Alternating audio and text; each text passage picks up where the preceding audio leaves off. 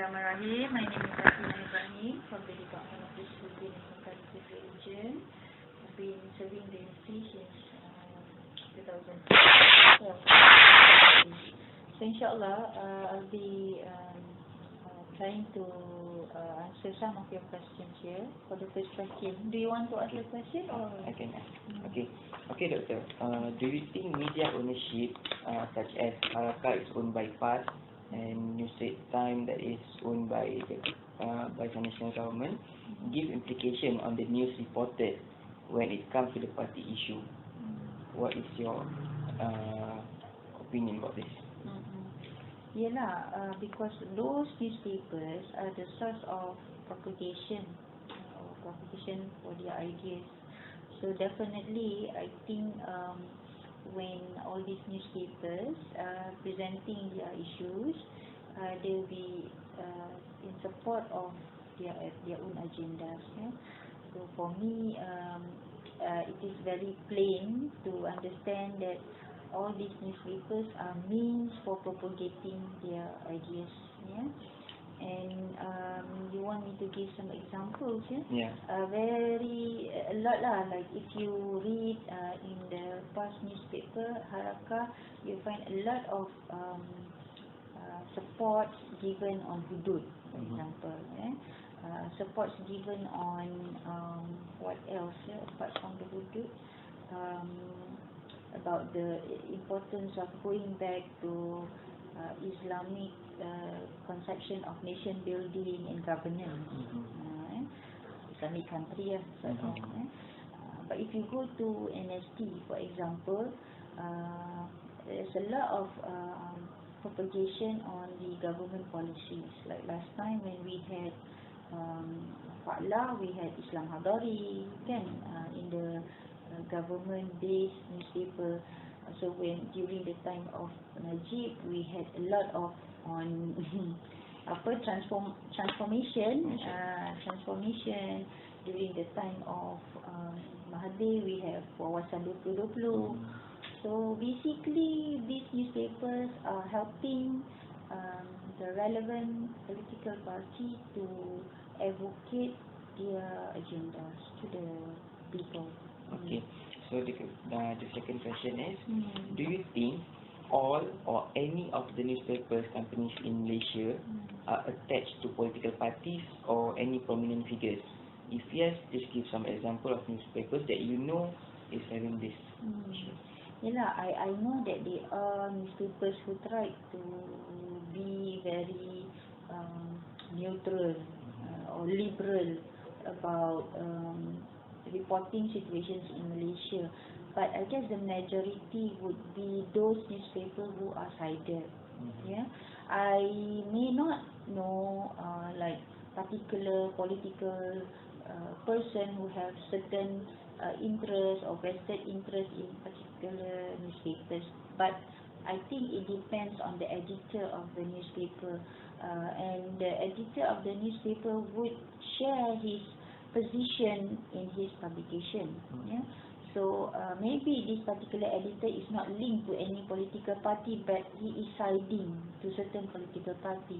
Yeah? So for example, if you read NST, you find that many of the articles in NST are talking about liberalism, about freedom and right. And I know that NST is also a government-based newspaper. So you see, when you read NST, you find people talking a lot about equality of Malaysian people, and at the same time pushing the government to maintain these equal rights of the people. So yeah, not necessarily that they are perhaps back up or under the influence of certain political figure, but the editor himself has the ultimate role in making the newspaper in certain direction. Yeah? Like if you read Keadilan, for example, I don't know also who is behind Keadilan, but you know that the newspaper is 100% siding to PKR, Yeah, Parti Keadilan Rakyat. So there is no secret about that. Utusan Melayu, Utusan Malaysia, Utusan Malaysia and Berita Harian is pro UMNO. At least we know that a few years back we have somebody, Datuk Ishamuddin, tried to come out with what he assumed as a neutral approach to the people. So he came out with Sinar from Karang Kraf. But I think sometimes also he failed to maintain such neutrality because I think he also has his own position in terms of the governance in Malaysia. I guess that is fair enough for someone, for the editor to project his ideas in his piece of work. So it is understandable. Okay. So the next question is, do you think the Malaysian government allows freedom of media? Please give your evidence to your answer.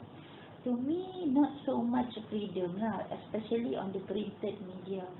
Like I know some of my friends who, at one point of time, when the government said that they want to enforce English language in mathematics and science. So a friend of mine who's a professor at education, she shared one of her research findings when she went to Japan, because her research is about how Japan can progress when they do English. So in her research, she found that we can still progress without having to do English in the curriculum. So she wrote and tried to get published in the mainstream newspapers, government newspapers, but the research finding did not get published. So because the findings did not side with the decision of the government. So I thought not so much freedom, because in contradiction, if for example your research findings support the government's agenda, then you will get yourself published. So that happened to I know a number of newspapers. I have a friend also at one government agencies, also research based agency, who he said that the newspapers were very selective. Some of the articles get published and some did not get published. So I don't think when it comes to printed material that they practice freedom properly. But when it comes to portal news, I think there's a lot of freedom. There's a lot of freedom. The reason why there is a lot of freedom is, I think, because the government, Malaysian government, is very much known of its lack of enforcement. So the reason why there is freedom, not because the government allow it, but because our Malaysian government is so poor when it comes to enforcement. So you can still read nasty and not reliable information on the portal news because the government failed to stop them. Okay. So the next question is, in certain issues that are related to any political issues, do you think that the newspapers, either printed or online, had reported a transparent report or no? To me, in my opinion, the printed, no, they don't. They are not transparent. The printed newspaper, no matter whether it is from the government or from the opposition, so I think they are very biased. The portal are also biased, and there is another problem with regard to the portal. They lack of transparency. They lack of transparency because readers have to do their own filtering. So I can see the dangers lie more on the portal news rather than printed, because when you have printed news, you basically know that, okay, this particular newspaper representing the government, you can still take what is good and what is not good. Or from the opposition party, you can still take what is good and what is not good. But when it comes to portal news, you don't know who's who behind them. One of the examples for this type of information, like the reports on Bersih. The report on Bersih. On the printed materials, you find that the newspapers try to project everything negative about Bersih. You know, figures were twisted, yeah, and then pictures, wrong pictures or wrong impression were given when they put up certain pictures. But if you look at the portal news about Bersih, you find it's 360 or maybe 180 contradicting reports from what is in the printed material. So and you find like you will like bedazzled because which one is actually the real report, because on the portal report you find that they are exaggerating. Perhaps in the printed report they say 10,000 people participating in Bersih, and then you find in the portal report 300,000. And then also in the printed report saying that there was like chaos and people fighting and this and that, and then in the portal report people saying that it was the policeman who actually triggered for the chaotic situation. So you don't know which one is, unless if you are also there at the event and get lucky not to get caught. So today is very hard. You have to witness, then only you can believe what you witness. Okay, so that is my perspective lah. Okay, this is the last question.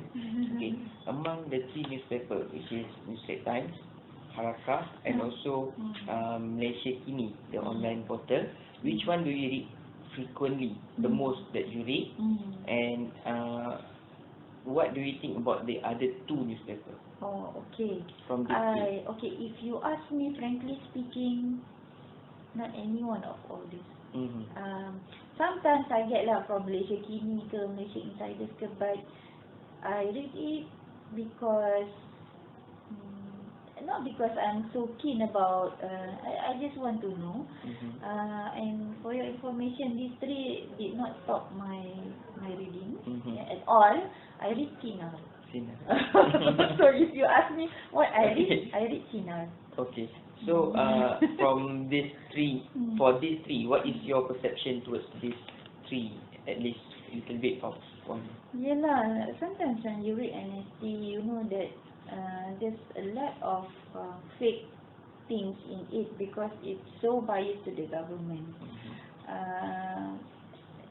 Because the government want you to listen what they want you to listen. Yeah. But when you read Harakah, for example, you have another side story that everything about the government is wrong and they are all correct, but you know that they are not all correct. And the Malaysian Insiders, I'm so sorry to say that I have the feeling that they are all backed up by the liberal wings in Malaysia. And I don't think that is safe and that is healthy for Malaysian unity. So I'm so sorry to say that though Malaysian Insiders try to give